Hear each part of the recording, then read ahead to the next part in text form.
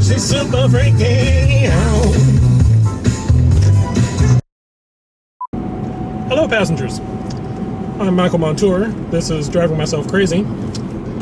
And this is going to be my last episode for 2014. Not that there have been a ton of them, but I'm almost certain there's not going to be another one between now and the end of the year. I am on my way to work. Yes, work. I got a job. I know a lot of these episodes I've mentioned, I don't have a job. What am I going to do for money? I'm going to end up living in a box under a bridge somewhere. But that's no longer the case. I'm working somewhere where they pay me in actual cash dollars. That's not true. They give me a check. But I can turn that check into actual cash dollars and buy things with them. And it's amazing. Nobody told me about this system before. But apparently if you have a day job, you don't have to worry about things like keeping the electricity on. It's kind of crazy, but I think I could get used to it. Anyway, I think I said, I don't remember, that I'm on my way back to work, by which I mean I've been to work today once already. Today has not been off to the best of starts. I got out of bed this morning, realizing that I still needed to post to Don't Read the Latin, which is the horror podcast I do with my lovely co-host Jennifer Lovely. And I had finished editing our most recent episode last night and uploaded it. But figuring that no one was going to see it late on a Sunday night, decided I was going to post it this morning. I didn't really have enough time to write up the post, make the banner graphic, do all the things that I would normally do. But so I did them in a super hurry, and then realized that I had left the intro music off of the beginning of the MP3 for the podcast. Jennifer pointed out to me via Facebook message that the banner graphic had the wrong episode number, and so I quickly redid that and re-uploaded it, and managed to get myself out the door just barely in time, and then remembered that getting out of the door just barely in time was not going to be useful because I needed to stop somewhere and get gas. Unfortunately, I remembered that before I got on the freeway. That's not true. I was on the freeway. There are two freeways involved. That out there, that's one of them. This is I-5 North. I take I-5 North and go over 405 and head down, and then I'm in Redmond, and magically I'm at work. So I was on I-5 when I looked down at my gas gauge and realized that it was perilously close to empty.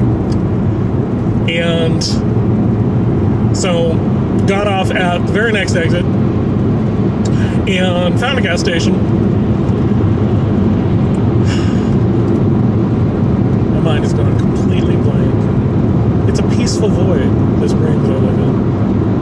Oh, yeah, I found a gas station, and at this point I was already convinced that I was going to be late for work, and so I tried texting a friend of mine that I work with, the same friend who got me the job, Steve Felton. Thanks, Steve! That was the best birthday present ever!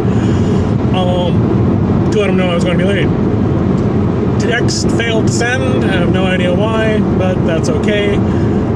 I tried to get back on the freeway and discovered that at the exit that I got off, there were no northbound entrances, which was really weird. So I drove a little bit to where I was hoping the next entrance would be, and it was. And I was hoping that said next entrance wasn't going to be any farther north than I needed to be to get to 405, and luckily it was. And so despite the fact I thought I was going to be horrifically late, I get to work, breeze in 10 minutes before our first meeting, get to the door and realize that I do not have my key card.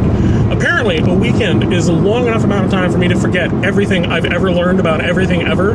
So I left my key card at home last Monday too. This time I said, okay, I'm gonna go home and get my key card, because spending a day without one, kind of miserable.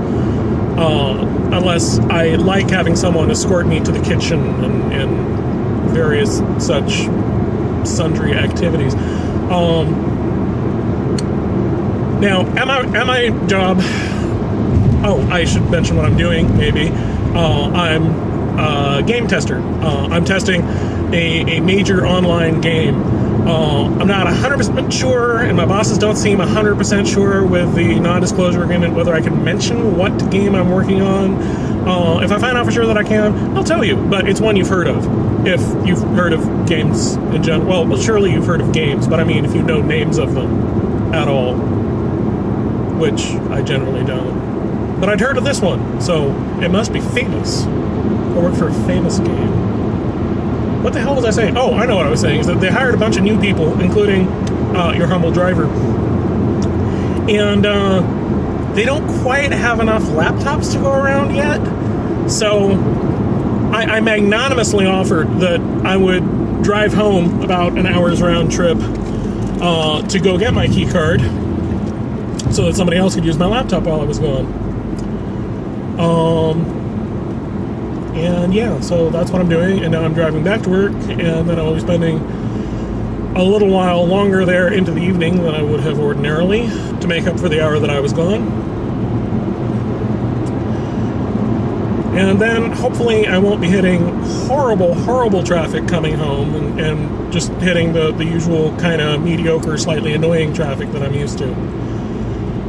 And then after that, traffic willing, I may go to a store and use some of this money that they give me to actually buy Christmas presents for my family, which would be nice. So, yeah. I hope you're having a great holiday season. I hope you had a good Thanksgiving.